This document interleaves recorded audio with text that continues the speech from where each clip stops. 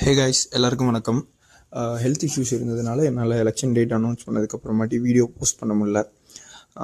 இந்த வீடியோவில் என்ன பார்க்க போகிறோம் அப்படின்னா, அந்த நம்ம எஸ்ஐ ரிசல்ட் டேட் ஸோ எப்போ அனௌன்ஸ் பண்ணலாம், அதுக்கு என்ன சான்சஸ் இருக்குது, இந்த ரிசல்ட் டேட் அதை எவ்வளோ அஃபெக்ட் பண்ண போகுது அப்படின்றத பற்றி தான் பார்க்க போகிறோம். ஓகேவா? ஸோ அவங்க எல்லாருக்குமே தெரியும், எலெக்ஷன் டேட் அனௌன்ஸ் பண்ணிட்டாங்க.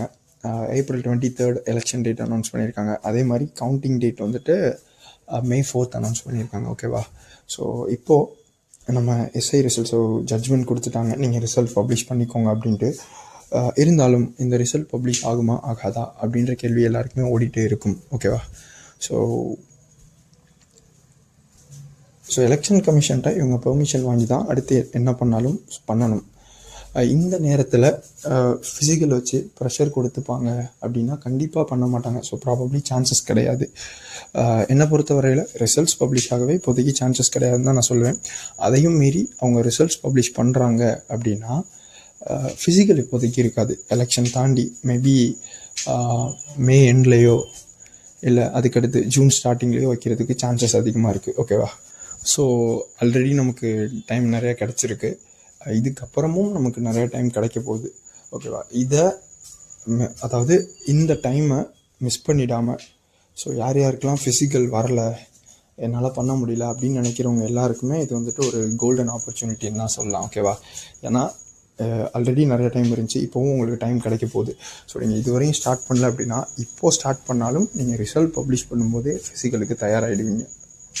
ஸோ இப்போலேருந்தே ஸ்டார்ட் பண்ணுங்கள் ஃபிசிக்கல் பண்ண. இப்போது இருக்க நிலமையில் ஸோ எப்போவுமே ப்ராபபிளாக ஒரு 60% பேர் தான் எல்லாத்துலேயும் டபுள் ஸ்டார் போடுவாங்க அந்த ரேஞ்சில்.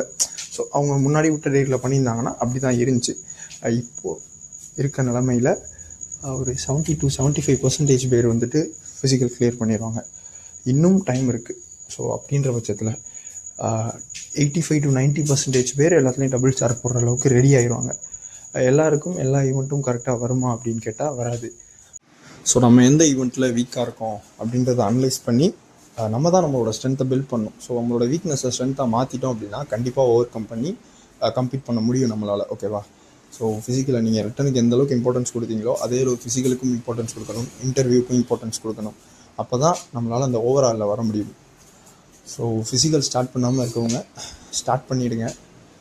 மேபி ரிசல்ட்ஸ் இப்போ விட்டுட்டு ஃபிசிக்கல் டேட் லேட்டராக அனௌன்ஸ் பண்ணலாம். அப்படி இல்லைன்னா ஃபிசிக்கல் டேட் விட்டுட்டு, அதாவது அனௌன்ஸ் பண்ணிட்டு நாங்கள் எலெக்ஷன் தாண்டி வைப்போம் அப்படின்னு ஒரு டேட் கொடுத்துட்டு கூட வைக்கலாம். மோஸ்ட்லி அப்படி நடக்காது. ரிசல்ட் விட்டுட்டு ஃபிசிக்கல் டேட் லேட்டாக அனௌன்ஸ் பண்ணுவோம் அப்படின்னு சொல்கிறதுக்கும் வாய்ப்பு இருக்குது. ஸோ எதுனாலும் நடக்கலாம். ஸோ தயவு செஞ்சு இப்போலேருந்து ஃபிசிக்கல் ஸ்டார்ட் பண்ணுங்கள். நீங்கள் ஃபிசிக்கல் பண்ணணும் அப்படின்னா ஒரு நாளைக்கு 2 hours ஒதுக்குனா போதும். ஓகேவா?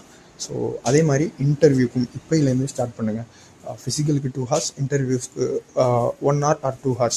உங்களால் 2 hours ஒதுக்க முடியும் அப்படின்னா 2 hours ஒதுக்குங்க. 1 hour தான் ஒதுக்க முடியும் அப்படின்னா 1 hour ஒதுக்குங்க. ஸோ அதுவே போதுமானது. இப்போலேருந்தே நீங்கள் ஸ்டார்ட் பண்ணிங்க அப்படின்னா நீங்கள் கண்டிப்பாக நல்லா பில்ட் ஆகிடலாம். ஓகேவா?